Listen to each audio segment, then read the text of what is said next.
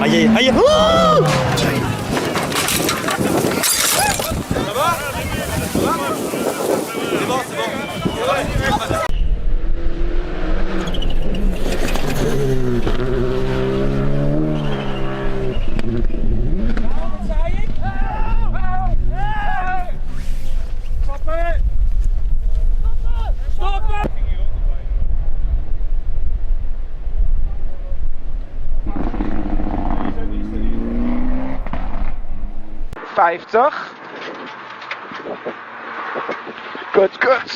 Goed. Oh!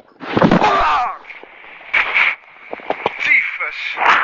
Oh, ben je oké? Ja, jij ook? Ja. Nee.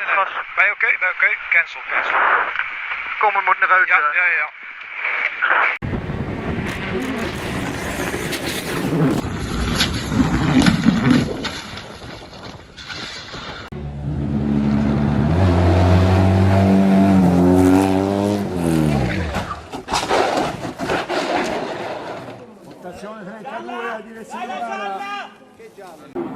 Allez, Similoni, le chrono vient de tomber pour répondre à ce 1-10-968 que ça ne va pas suffire pour répondre à ce 1-10-968.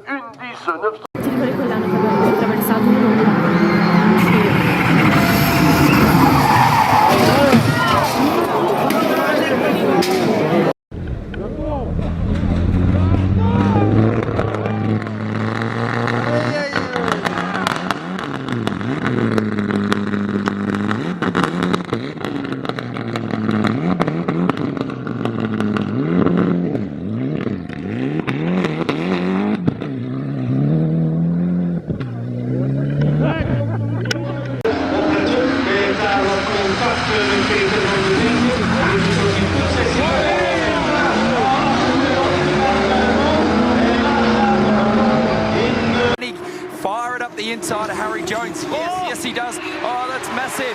That is one of the BWT entries. We're just trying to work out whether or not it was Scott Pye or Fabian Coulthard. Looking a lot like it might have been Scott Pye. They were still wrecking on the exit of turn 2. The field has just been split apart. Chaos in the first sector of this one. They'll be racing to the yellow here. Desperately trying to hold on to the lead of this motor race here, Dale Wood. Forward onto the main straight, please. Safety car is imminent. To get on the inside of Cam Waters, they've hit hard, and in the fence goes Waters. Both of them. Spun. Both of them, both Payne and Waters. And bang. Oh, that's hit hard. Now he must have got hit with a Red Bull car. I was about to say action here, so there must have been some contact between these two. Oh, no, maybe there was just enough force Yes, to spin Matt Payne. Yeah. Done. Pulls over. Oh, and he was weaving in front of him. And Nikola Solov shoves him straight into the barriers. Not the pictures we want to see at the start of what is going to be a fantastic weekend of racing. And that is really not what you want to see. Watching Gabriele Mini, and it's just a moment. Oh, just tries to stay in the throttle. No, mate, no. Crush, mate. I'm sorry. Critically there, though, Mini is obviously just behind him on the road. So, yeah, so there's cars coming past. Race is underway. Good launch from third position. Oh, immediate crash for those in second and third. It was a good launch off the line, but it caused an accident for the Red Bull Junior driver, and it means a change to the lead down to turn 1 as Hajar turns third on the grid, and he manages to move ahead. I've never seen that immediate contact go into the path of the pit lane. This is the moment then. We're heading to turn 5, and his race is going to end at turn number 6, Alex. Ah, has he got a puncture left rear? It's a curious one, isn't it? It looked for all the world to me like the front locked up in a way that indicates a rear left puncture.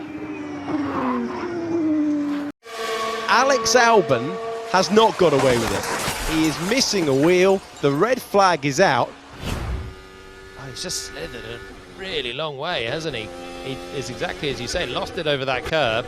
Had a slight correction, but this is Albert Park, and it's punishing. And wow, slam, right-hand side.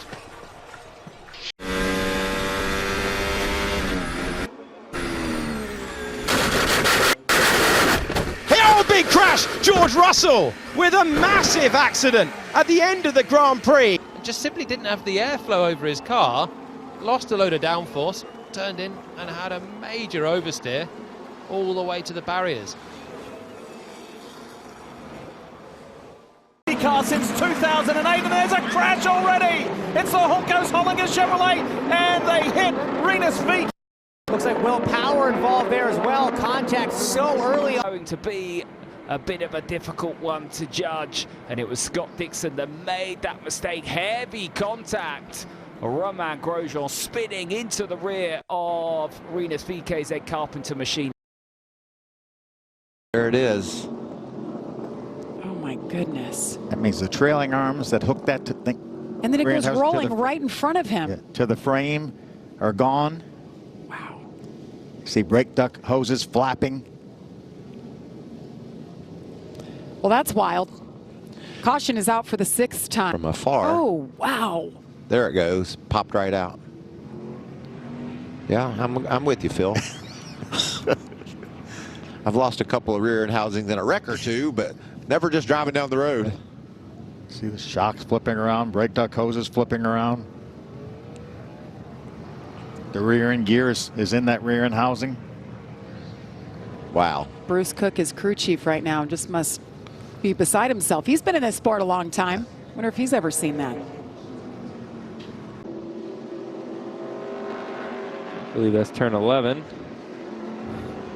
Oh, just everyone just, once one got sideways and stops up in the field and just piles in.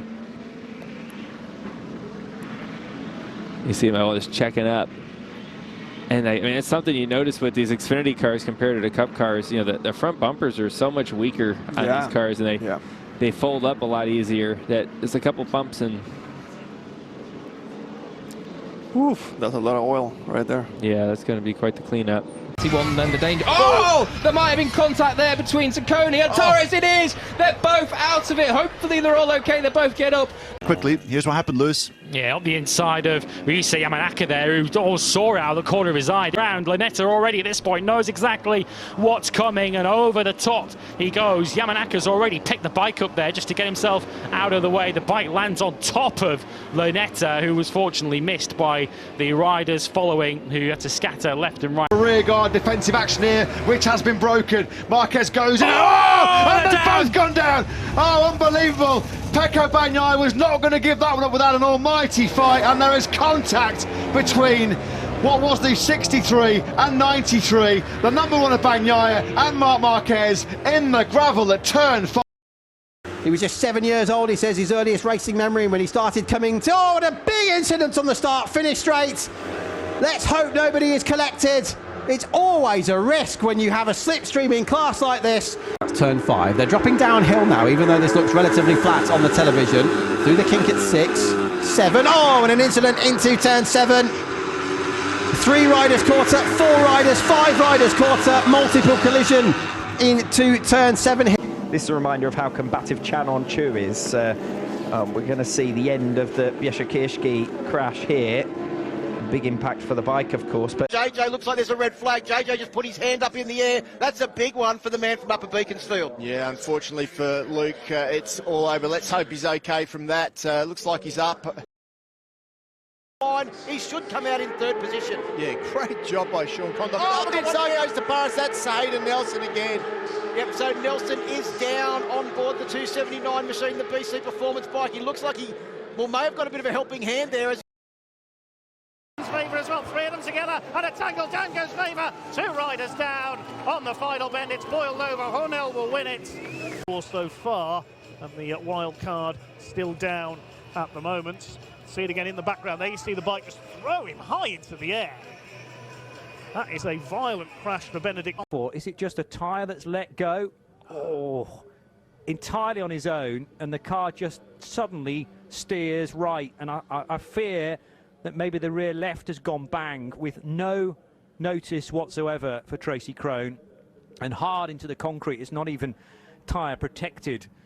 Dressing that tyre, the grooved tyre in the early phase of the race. There's a huge off there for the 90 car down at San Donato. Just caught the back end of that as Antonio Sainero.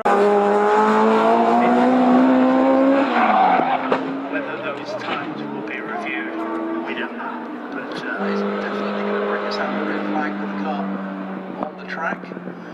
Mott is actually diligent enough to go and retrieve his own wheel from the middle of the track, but that is a very un-Martin Stratton-like incident. Yeah.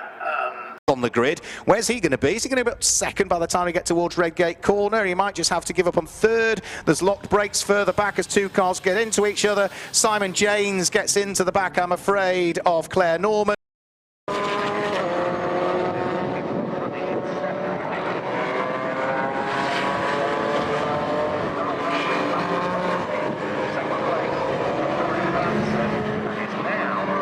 Here we go. Doug Holzmeister leads the field. Oh, we got one upside down, rolling down.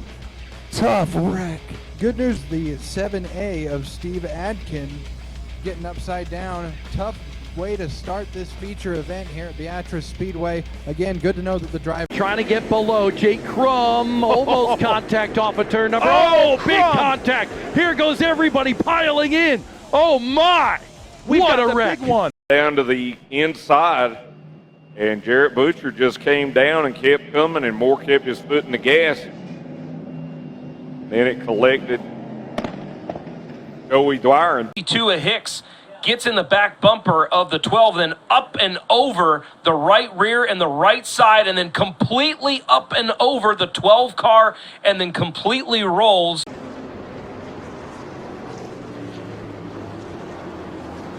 So I don't know what incident we're looking at here, but that's Tiger. Oh, so that's turn 6. So yeah, it looks like that tire failed, and he just couldn't get the thing slowed down and just went straight into that outside wall. And Paso, hermano.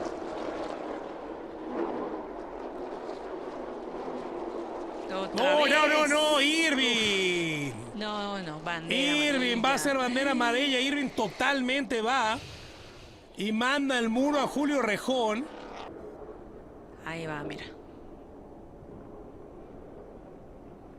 No, ¿qué hace Irving aquí? No, ¿por qué no acerca el coche? Karina, sigue en tu camino. ¿Qué está haciendo Irving? Hay un incendio allí. Hay un incendio, tranquilos, ya tienen que ir los bomberos. 101. Vehículo número 101, ya le digo de quién es el vehículo de Ricardo Andrés Castro y Rubén Vera, el Ford de Aluica Racing. Bueno. Es el vehículo que está en estos momentos en llamas justamente, ahí ya están llegando todos los auxiliares, bandera amarilla, eso es obvio, y otra vez se neutraliza la competencia. Y eso le sirve, obviamente, adivine a quién. Torres, da Retiband de Curitiba, pegou toda essa movimentação na on-board e ali desgarrou o caminhão número 4 do Ramires Fontanella, bateu forte contra a barreira de pneus e caiu embaixo. Olha a foto aí da Lu Flores, no momento exato que ele bateu,